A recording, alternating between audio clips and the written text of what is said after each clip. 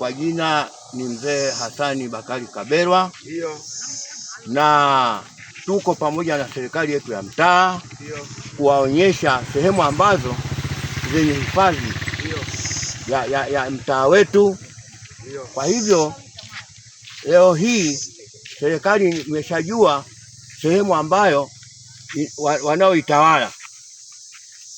Alafu hii poli inaitwa Pangasui kwa jina la kinyumbani Pangasui. Hii kazi yake ni kwamba ni matambiko, tunatambika pale.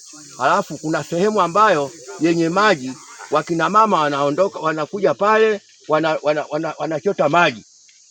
Kwa hivyo hii sio eneo ambalo la kulima, hii ni eneo la hifadhi ya serikali ya mtaa.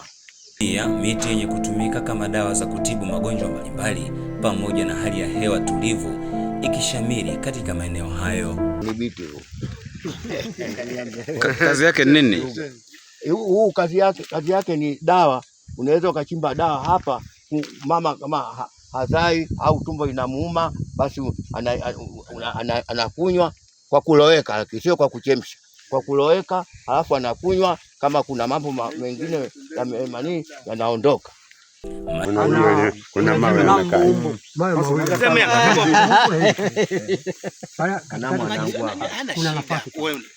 watu wanachimba, wakifika pale kwenye mawe wanamaliza, wanatoa mchanga, wanasafisha pale, wanaondoka. Nyumbani wakati huo hawafanyi chochote, hakuna nini.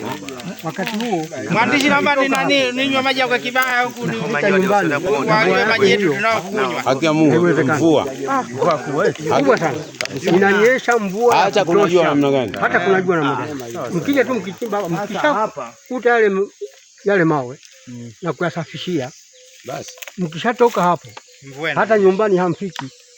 Mvua inanyesha kubwa, maji yanaingia, miti inakuwa inapoa. Sawa. Ndio asili.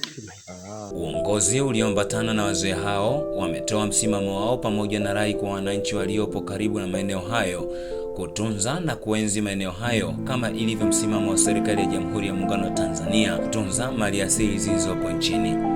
Kwa jina anaitwa Yusuf Saidi Ahmed, ni mwenyekiti wa mtaa wa Kodizani, wilaya ya Handeni, mkoa wa Tanga. Ziara yetu ya leo, lengo kuu hasa ni kujua maeneo ya serikali ambayo ni ya wazi. Tuanza na misitu, maeneo kama haya, maeneo ya wazi ni ambayo mbuga na kama vyanzo vya maji hivi. Kuna baadhi ya watu wanaingia kwenye vyanzo vya maji, misitu ambayo inaweka maji, basi wao wanaivamia na kufyeka. Kwa tulizunguka leo tujue ile maeneo, nani kaingia, nani huko sahihi, ili maeneo ya serikali yawe salama kwa matumizi ya wananchi wa mtaa wetu wa Kodizani. Bakari Ngoro, mjumbe wa serikali ya mtaa wa Kodizani. Ziara yetu ya leo kwa kweli ilikuwa ni kujua maeneo ya utawala, sababu sisi ni wapya, tulitoka kwenye uchaguzi majuzi. Kwa hiyo tunataka kujua maeneo yetu ya kiutawala. Kwa hiyo tulikuwa tumewaita wazee wa mtaa ili watuonyeshe maeneo yetu ya kiutawala.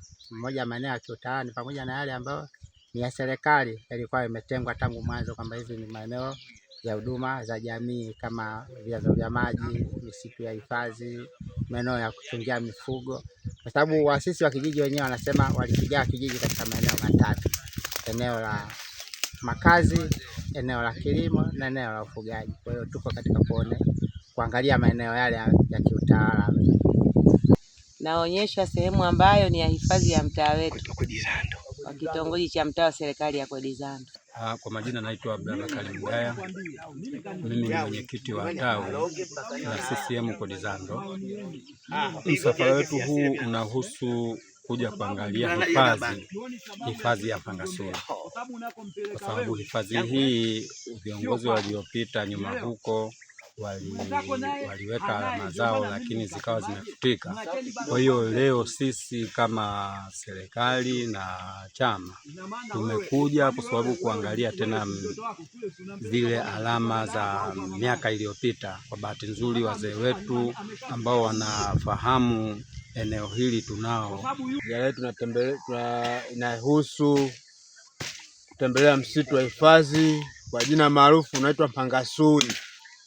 Tumekuja kuonyeshwa leo hapa na serikali iliyopita na wazee. Sago Media Updates.